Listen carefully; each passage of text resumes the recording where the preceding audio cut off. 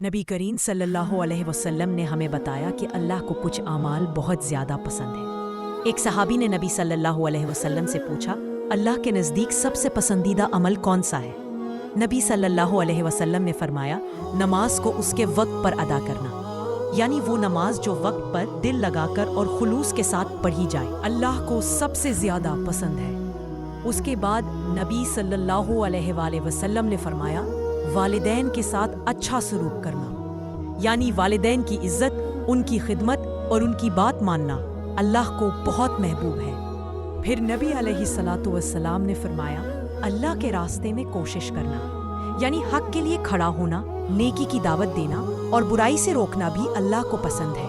یہ حدیث ہمیں سکھاتی ہے کہ بڑا بننے کے لیے بہت بڑے کام ضروری نہیں۔ اگر ہم نماز وقت پر پڑھ لیں، والدین کا خیال رکھیں اور نیکی کے راستے پر چلے تو اللہ ہم سے راضی ہو جاتا ہے۔ اللہ ہمیں ایسے اعمال کرنے کی توفیق دے اور ہمارے دل کو پاک رکھے، آمین۔ اگر یہ ویڈیو پسند آئے تو لائک اور شیئر کریں، چینل کو سبسکرائب کریں تاکہ مزید اسلامی سبق آپ تک پہنچے۔